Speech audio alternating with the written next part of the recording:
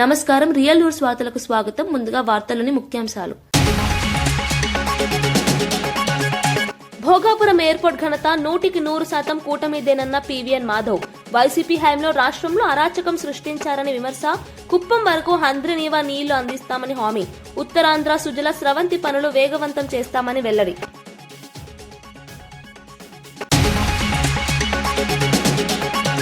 రాయలసీమ నీళ్లు అంశంపై రోజా స్పందన. రాయలసీమకు అన్యాయం జరుగుతుంటే ఏం చేస్తున్నావు అని పవన్ ను నిలదీసిన రోజా.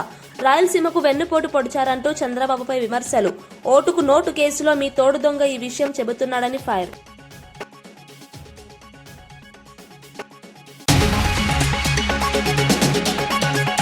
ఈవీ బ్యాటరీ సామర్థ్యం పెంపుపై ప్రభుత్వ చర్యలు. ఈవీ ఛార్జింగ్ స్టేషన్లు పెంచుతున్నామన్న మంత్రి పొన్నం.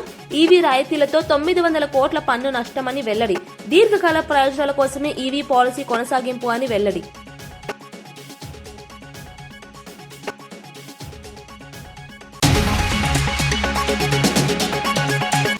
రైజింగ్ 2047 పిల్లల భవిష్యత్తుకు దిశానిర్దేశమన్న భట్టి.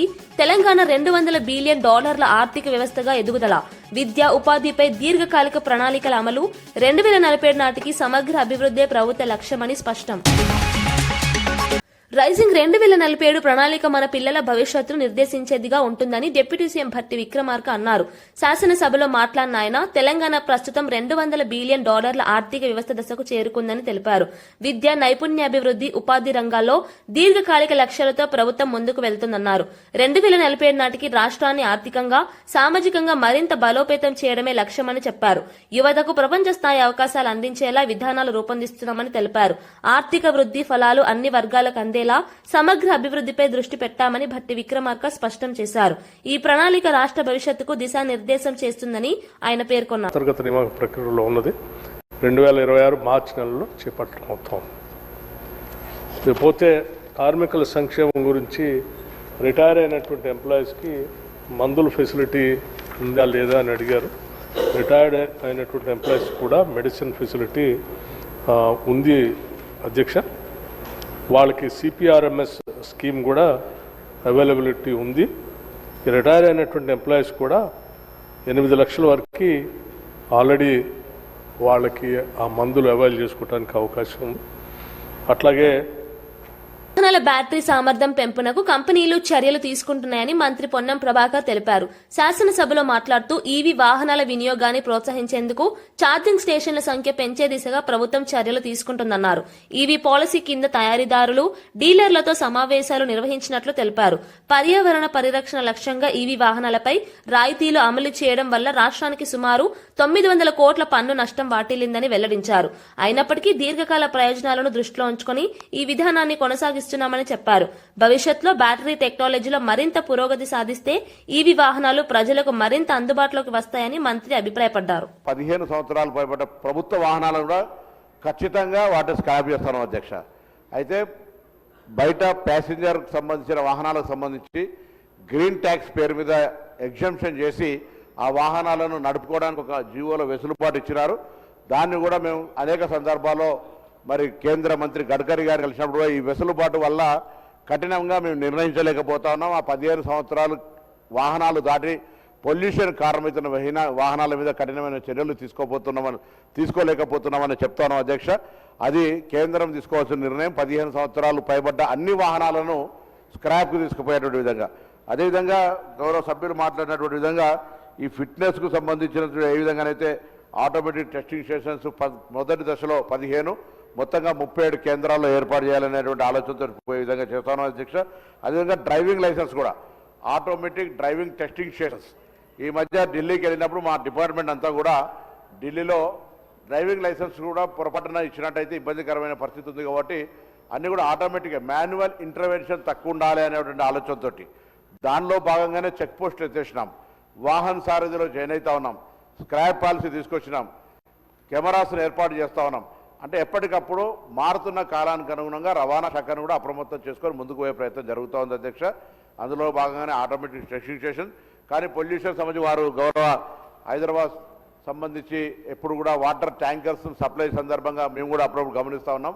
తప్పకుండా మా శాఖను ఇమ్మీడియట్గా వాటర్ బోర్డుకు సంబంధించి ఫస్ట్ ప్రిలిమినరీగా, ఎందుకంటే పబ్లిక్ కన్జంప్షన్ డ్రింకింగ్ వాటర్ ఇస్తుంది కాబట్టి బట్ ఇమ్మీడియట్గా ఫస్ట్ ఒక నోటీస్ ఇచ్చి అన్ని వాహనాల ఫిట్నెస్ పొల్యూషన్కు సంబంధించి కొన్ని హైర్ ఉన్నాయి, కొన్ని ఓన్ ఉండొచ్చు. ఆంధ్ర రాయలసీమ ప్రాంతాలు గత ప్రభుత్వంలో వివక్షకు గురయ్యాయని ఏపీ బీజేపీ అధ్యక్షుడు పీవీఎన్ మాధవ్ అన్నారు.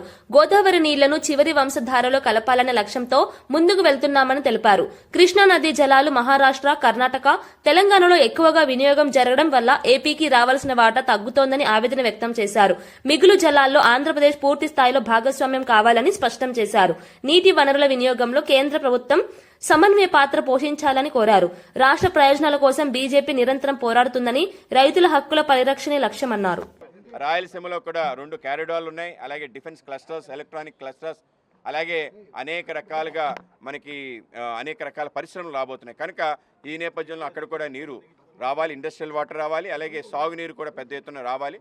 కనుక వాటి కోసం సంబంధించిన కుడి కాలువతో పాటు ఏవైతే చాలా లాంగ్ పెండింగ్ ప్రాజెక్ట్స్ ఉన్నాయో వాటి క్లియరెన్స్లు కూడా తీసుకురావడానికి మేము ముందుకెళ్తున్నాం. ఆ విధంగా కృష్ణా నది నీళ్ళు ఏవైతే ఉన్నాయో పైనే అటు మహారాష్ట్ర కానీ, అటు కర్ణాటక కానీ, అటు తెలంగాణలో కానీ ఎక్కువ వినియోగం జరగడం కారణంగానే మనకి రావాల్సిన వాటా సరిగ్గా రావటం లేదు.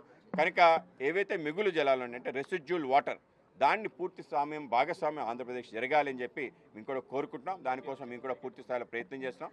అయితే దాన్ని సరిగ్గా ప్రజెంట్ చేయాలి. రాష్ట్ర ప్రభుత్వం ఇవాళ తెలంగాణ చాలా ప్రొయాక్టివ్గా వాటికి సంబంధించిన అంశాలు మాట్లాడుతున్నాం. ఆంధ్రప్రదేశ్ కూడా ఆ విధంగా నిపుణులు ఉన్నారు, మన దగ్గర అద్భుతమైన వ్యక్తులు ఉన్నారు. కేఎల్ రావు గారి నుంచి ఇప్పటి నుంచి ఇరిగేషన్లో అతి గొప్ప ఇంజనీర్స్ ఉన్నారు. కనుక వాళ్ళందరి యొక్క వాళ్ళ సహకారం, అలాగే రిటైర్డ్ ఇంజనీర్స్ ఉన్నారు, వాళ్ళ యొక్క సహకారం తీసుకొని రాష్ట్రంలో తప్పనిసరిగా మనకు సంబంధించిన అన్ని రకాల వాటాలు తీసుకురావటం, ఏవైతే పెండింగ్ ప్రాజెక్ట్స్ ఉన్నాయో వాటి కూడా పూర్తి చేసుకోవడం, వేటికైతే క్లియరెన్స్ లేదో ఆ క్లియరెన్స్ కూడా పొందే విధంగా ప్రయత్నం జరగాలి. దాంట్లో మేము పూర్తి సహకారాన్ని అందిస్తాం. పారిశ్రామిక రసాయనాల కారణంగా భూగర్భ జలాల్లో ప్రమాదకర కారకాలు పెరుగుతున్నాయని మంత్రి శ్రీధర్ బాబు హెచ్చరించారు. ఇప్పటికైనా మేల్కొకపోతే హైదరాబాద్ కూడా ఢిల్లీలా మారే ప్రమాదం ఉందన్నారు. పర్యావరణ పరిరక్షణపై నిర్లక్ష్యం కొనసాగితే ప్రతి ఇంటికో ఆసుపత్రి అవసరమయ్యే పరిస్థితి వస్తుందని ఆందోళన వ్యక్తం చేశారు. పరిశ్రమల వ్యర్థాల శుద్దిపై కఠిన చర్యలు తీసుకోవాలని, కాలుష్య నియంత్రణ నిబంధనలను ఖచ్చితంగా అమలు చేయాలని సూచించారు. అభివృద్ది పేరుతో భవిష్యత్ తరాల ఆరోగ్యాన్ని తాకట్టు పెట్టకూడదని చెప్పారు. స్థిరమైన అభివృద్ది, పర్యావరణ సమతుల్యతతోనే నగరాల భవిష్యత్ సురక్షితంగా ఉంటుందని మంత్రి స్పష్టం చేశారు.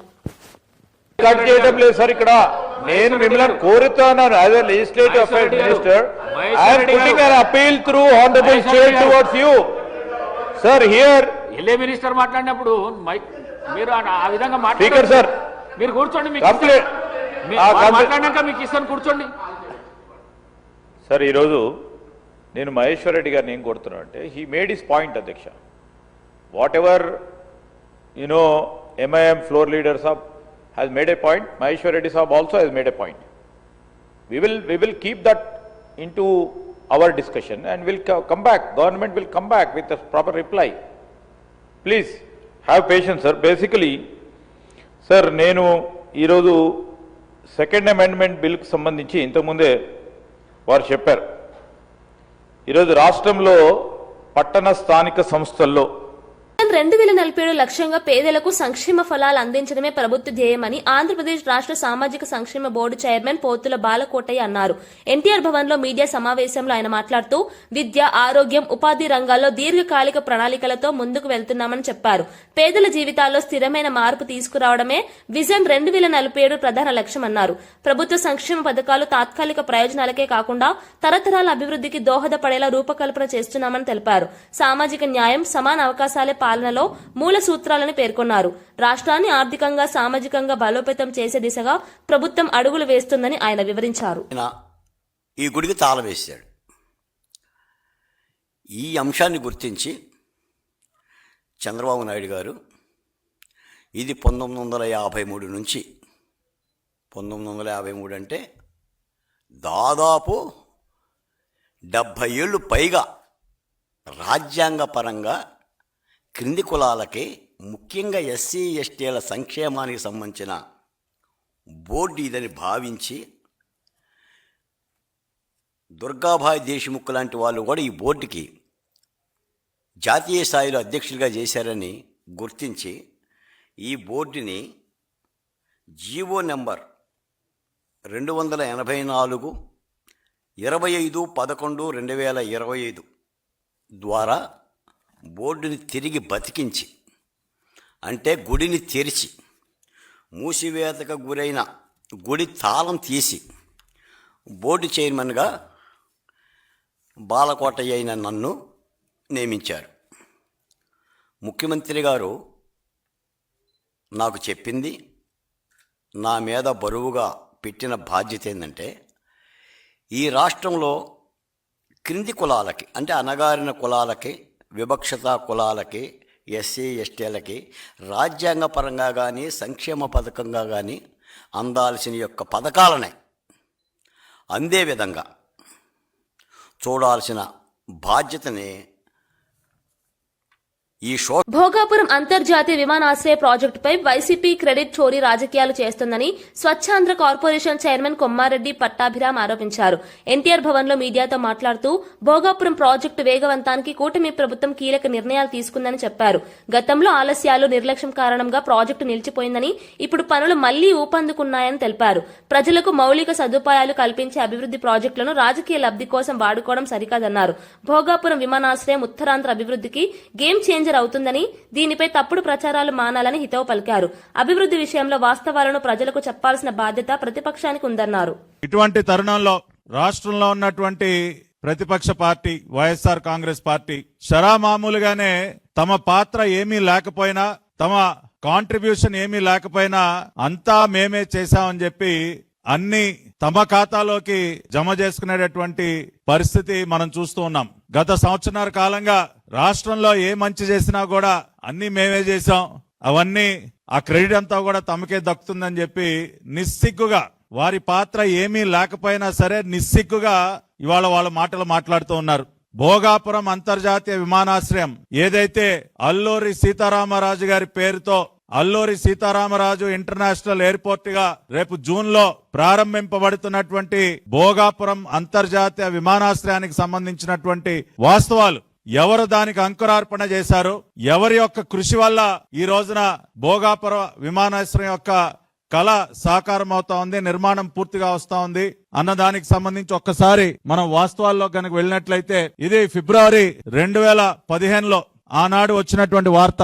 ఏదైతే మరి బెంగళూరులో జరుగుతున్నటువంటి ఎయిర్ షో, ఇంటర్నేషనల్ ఎయిర్ షోలో నారా చంద్రబాబు నాయుడు గారు పాల్గొన్నటువంటి దృశ్యం, ఆ రోజున కేంద్ర పౌర విమానయాన శాఖ మంత్రిగా ఉన్నటువంటి అశోక్ గజపతిరాజు గారు, అదేవిధంగా చంద్రబాబు నాయుడు గారు, ఆనాటి కేంద్ర సహాయ మంత్రి సుజనా చౌదరి గారు, వీరందరూ కూడా ఇంటర్నేషనల్ ఎయిర్ షో బెంగళూరులో పాల్గొన్న సందర్భంలో వారు ఆ రోజున ప్రకటించారు, భోగాపురంలో ఒక అంతర్జాతీయ విమానాశ్రయ నిర్మాణానికి మేము పూనుకుంటున్నామని చెప్పి ప్రకటిస్తూ వారు మాట్లాడినటువంటి వివరాలు కూడా ఈ వార్తలో మనం చూడొచ్చు. భోగాపురం వద్ద హైదరాబాద్ కి మించిన విమానాశ్రయాన్ని నిర్మించనున్నాం అని చంద్రబాబు నాయుడు గారు ప్రకటిస్తూ వైమానిక పరిశ్రమలకు ఎర్రతివాచి పరుస్తూ ఆ రోజున బెంగళూరులో వారు మాట్లాడినటువంటి మాటలు. ఫిబ్రవరి 20, 2015 నారా చంద్రబాబు నాయుడు గారు ఇంటర్నేషనల్ ఎయిర్ షో బెంగళూరులో వారు ప్రకటించినటువంటి విషయాన్ని, ఆ రోజు వచ్చినటువంటి వార్తను కూడా ఇక్కడ మీకు చూపిస్తూ ఉన్నాం. అంటే ఈ యొక్క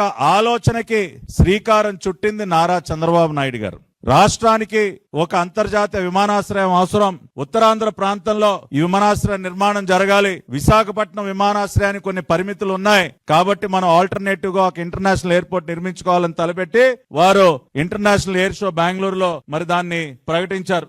అసెంబ్లీలో వీబీజీ రామ్ కు వ్యతిరేకంగా తీసుకున్న తీర్మానాన్ని వెంటనే వెనక్కు తీసుకోవాలని బీజేపీ రాష్ట్ర అధ్యక్షుడు రామచంద్రరావు డిమాండ్ చేశారు. కాంగ్రెస్ ప్రభుత్వం పేద ప్రజలకు వ్యతిరేకంగా వ్యవహరిస్తోందని తీవ్ర ఆరోపణలు చేశారు. అవినీతి చేసే అవకాశం లేకపోవడమే కారణంగా వీబీజీ రామ్ ను లక్ష్యంగా చేసుకున్నారని విమర్శించారు. గోబెల్స్ ప్రచారానికి కాంగ్రెస్ తల్లి లాంటిదని ఘాటు వ్యాఖ్యలు చేశారు. కాంగ్రెస్ పాలనలో పారదర్శకత లేని పథకాలే కొనసాగుతున్నాయని, కేంద్ర ప్రభుత్వ సంక్షేమ పథకాలను కూడా సక్రమంగా అమలు చేయడం లేదని ఆక్షేపించారు. మహాత్మాగాంధీ, ఇందిరాగాంధీ, రాజీవ్ గాంధీ పేర్లే కాకుండా ఇతర పేర్లు పెట్టకూడదా అని ప్రశ్నించారు. ఈ తీర్మానం ప్రజాస్వామ్య స్ఫూర్తికి విరుద్ధమని, వెంటనే రద్దు చేయాలని బీజేపీ డిమాండ్ చేస్తోంది. పెట్టిన వాళ్ళు ఈరోజు మాట్లాడుతున్నారు మహాత్మా గాంధీ గారి పేరు మీద. స్కీమ్ మీరు ఇంప్లిమెంట్ చేయకపోతే తెలంగాణ రైతులు నష్టపోతారు. కనీసం ఈ యొక్క పథకమైన గ్రామీణ ప్రాంతంలో 125 రోజులు వారికి గ్రామీణ ప్రాంతంలో వారికి ఉపాధి పథకం ఏది ఉందో దీన్ని అమలు పరిచేయడానికి చేసే ప్రయత్నం చేయండి. వ్యక్తులకు, మీ ఎమ్మెల్యేలకు, మీ సంబంధించిన నాయకులకు ఎక్కడ కూడా దీంట్లో అవినీతి చేసే స్కోప్ దొరకదు. అందుకే మీరు దీన్ని వ్యతిరేకిస్తున్నారు. దయచేసి నేను రేవంత్ రెడ్డి గారు చెప్తా ఉన్నాను, మీరు ఆ తీర్మానాన్ని మళ్ళీ వాపసు చేయండి. స్వాతంత్ర్యం వచ్చి 78 ఏళ్లు గడిచినా కేంద్రంలో బీసీలకు ప్రత్యేక మంత్రిత్వ శాఖ లేకపోవడం బాధాకరమని బీసీ సంక్షేమ సంఘం జాతీయ అధ్యక్షుడు ఆర్ కృష్ణయ్య అన్నారు.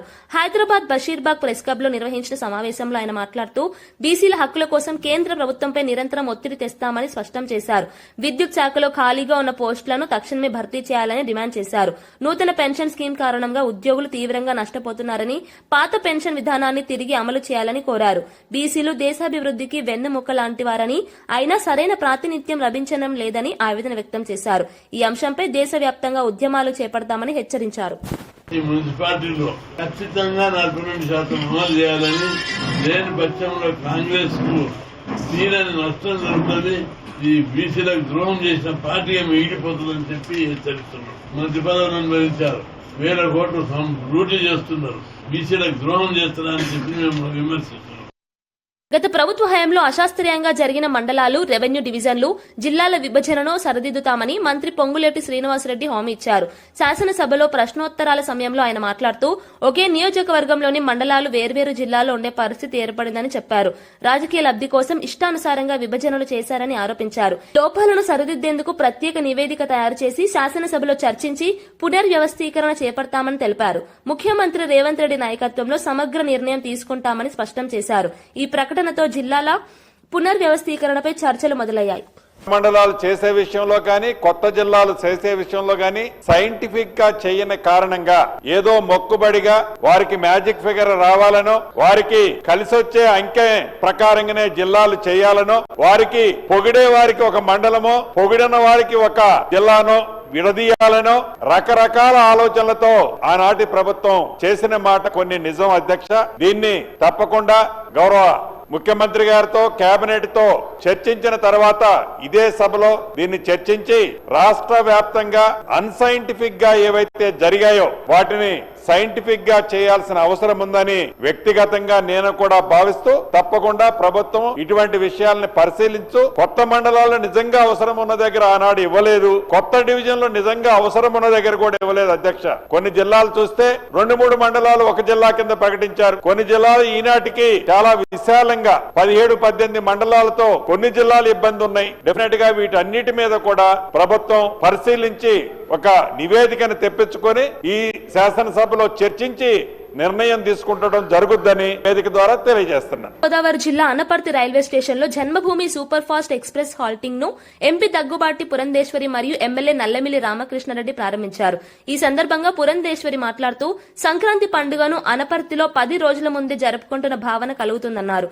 ఈ హాల్టింగ్ తో ప్రయాణికులకు ఎంతో సౌకర్యం కలుగుతుందని తెలిపారు. స్థానిక అభివృద్ధిలో రైల్వే సదుపాయాలు కీలకమని, అనపర్తి ప్రాంతానికి ఇది చారిత్రక ఘట్టమన్నారు. ప్రజల దీర్ఘకాలిక డిమాండ్ నెరవేరిందని స్థానికులు హర్షం వ్యక్తం చేశారు. ఒక రకంగా చెప్పాలంటే సంక్రాంతి పండుగ ఇవాళ అప్పుడే అనపర్తిలో మనం నిర్వహించుకుంటున్నాం అనేటువంటి భావన ఖచ్చితంగా కలుగుతుంది. ఎందుకంటే ఈ ప్రాంత ప్రజల యొక్క చిరకాల వాంఛ, అనేక సంవత్సరాలుగా ఏదైతే జన్మభూమి హాల్ట్ ఇక్కడ ప్రజలు ఆకాంక్షిస్తూ వచ్చారో ఇవాళ దాన్ని మనం సార్థకం చేసుకున్నటువంటి రోజు ఇవాళ. 2024 ఎన్నికల సందర్భంలో ప్రజల వద్దకు మేము వెళ్ళినప్పుడు మమ్మల్ని అడిగినటువంటి మొట్టమొదటి అభ్యర్థన ఏమిటంటే ఇక్కడ జన్మభూమి హాల్ట్ చేయించాలి అని. నేను ఈ రోజు హృదయపూర్వకంగా అశ్విని వైష్ణవ్ గారికి, ప్రధాని నరేంద్ర మోడీ గారికి కూడా నా ధన్యవాదాలు తెలియజేస్తున్నాను. ఎందుకంటే వెంటనే ఈ విషయం ఎప్పుడైతే అశ్విని వైష్ణవ్ గారి దృష్టికి స్థానిక శాసనసభ సభ్యులు నల్లమిల్లి రామకృష్ణారెడ్డి గారి సహకారంతో తీసుకుని వెళ్లామో వారు దానికి సానుకూలంగా స్పందించి అక్కడ ఉన్నటువంటి రైల్వే అధికారులతో కూడా చర్చించి ఏ విధంగా ఇక్కడ ఈ స్టాప్ మనం సాధించవచ్చో వారు తన వంతు సహకారాన్ని మాకు సంపూర్ణంగా అందించారు. కనుక వారికి హృదయపూర్వకంగా నా ధన్యవాదాలు తెలియజేస్తున్నాను. అదే విధంగా మేము చెప్పినట్లుగా ఈ ప్రాంత అభివృద్ధికి ఎప్పటికప్పుడు స్థానిక శాసనసభ సభ్యుల యొక్క సహకారంతో విషయాలు మా దృష్టికి తీసుకొస్తున్నటువంటి సందర్భంలో వాటిని పరిష్కరించుకుంటూ ముందుకు వెళ్తున్నటువంటి నేపథ్యంలో ప్రజల యొక్క ఆశీర్వాదం ఎప్పుడు కూడా మాతోటి ఉంటుందని చెప్పి నేను విశ్వసిస్తున్నాను. నమస్కారం. గౌరవ పార్లమెంట్ సభ్యులు పురంధరేశ్వరి గారు చెప్పినట్టుగా అనపర్తికి సంక్రాంతి 10 రోజులు ముందుగా వచ్చింది. అదేవిధంగా అనపర్తిలో వీరుళ్ళమ్మ జాతర 10 రోజులు ముందుగానే ఈ గ్రామంలోకి రావడం జరిగింది. ఇవాళ ఆనంద ఉత్సాహాల మధ్యన గౌరవ పార్లమెంట్ సభ్యుల చేతుల మీదుగా జన్మభూమి హాల్ట్ ఇక్కడ ప్రారంభించుకోవడం జరిగింది. ఈ కార్యక్రమానికి కర్త కర్మ క్రియ అంతా గౌరవ పార్లమెంట్ సభ్యులు పురంధరేశ్వరి గారు. వారు ఎస్వి వైష్ణవ్ గారితో మాట్లాడడం, ప్రధానమంత్రి గారితో మాట్లాడడం, ఇవన్నీ వారు నిర్వహించి ఏదైతే ఇచ్చిన మాట ప్రకారంగా ఇవాళ జన్మభూమి హాల్ట్ అనపర్తి ప్రాంత ప్రజానీకానికి కానుగ్గా, సంక్రాంతి కానుగ్గా మేడం ఇచ్చారు. వారికి హృదయపూర్వకంగా కృతజ్ఞతలు తెలియజేసుకుంటూ ఈ ప్రాంత అభివృద్ధి కోసం గౌరవ పార్లమెంట్ సభ్యులతో కలిసి అన్ని విధాలుగా ఈ ప్రాంతాన్ని అభివృద్ధి చేయడమే ధ్యేయంగా ముందుకెళ్తాం.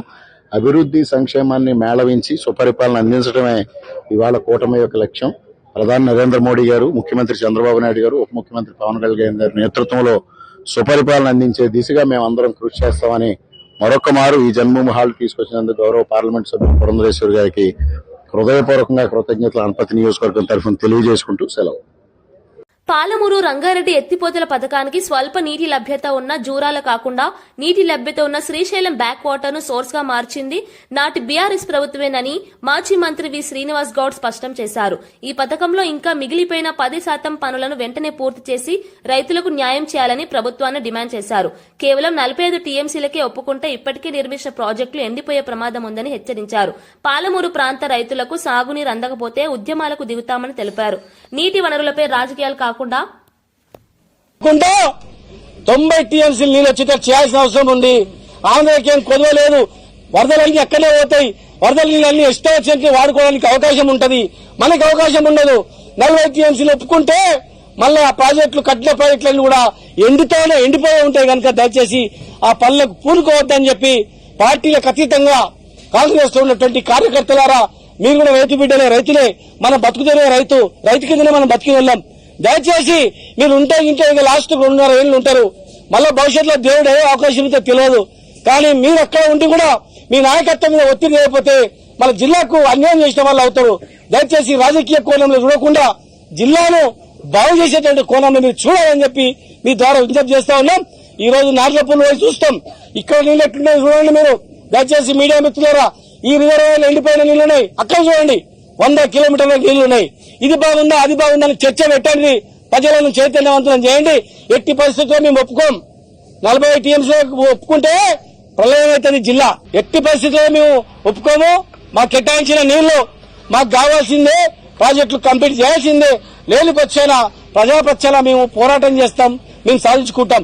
ఇవాళ మీరు ఇవ్వకపోతే రేపు మేము వచ్చిన తర్వాత బరాబర్ దీనికన్నా డబుల్ నీళ్లు కేటాయించుకుంటాం. రైతులారా, మీరు భూములు అమ్ముకోకండి. దయచేసి భయపడకండి.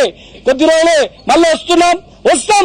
ఖచ్చితంగా ఈ జిల్లాలో 100% బాగు చేస్తాం. ఎవరు కూడా ఆపలేరు దీన్ని. వార్తలు ముగించే ముందు ముఖ్యాంశాలు మరోసారి. భోగాపురం ఎయిర్పోర్ట్ ఘనత 100% కూటమిదేనన్న పీవీఎన్ మాధవ్. వైసీపీ హయాంలో రాష్ట్రంలో అరాచకం సృష్టించారని విమర్శ. కుప్పం వరకు హంద్రినీవా నీళ్లు అందిస్తామని హామీ. ఉత్తరాంధ్ర సుజల స్రవంతి పనులు వేగవంతం చేస్తామని వెల్లడి.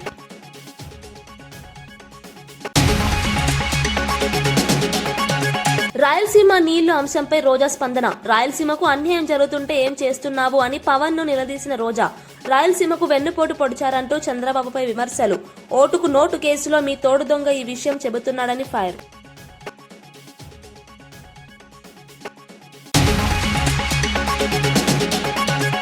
ఈవీ బ్యాటరీ సామర్థ్యం పెంపుపై ప్రభుత్వ చర్యలు. ఈవీ ఛార్జింగ్ స్టేషన్లు పెంచుతున్నామన్న మంత్రి పొన్నం. ఈవీ రాయితీలతో 900 కోట్ల పన్ను నష్టమని వెల్లడి. దీర్ఘకాల ప్రయోజనాల కోసమే ఈవీ పాలసీ కొనసాగింపు అని వెల్లడి.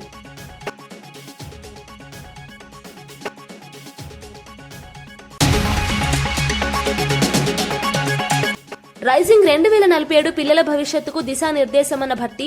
తెలంగాణ $200 బిలియన్ ఆర్థిక వ్యవస్థగా ఎదుగుదల. విద్య, ఉపాధిపై దీర్ఘకాలిక ప్రణాళికల అమలు. 2047 నాటికి సమగ్ర అభివృద్ధే ప్రభుత్వ లక్ష్యమని స్పష్టం. ఇవి ఈనాటి వార్తా విశేషాలు. మరో బులెటిన్లో మళ్లీ కలుద్దాం. నమస్కారం.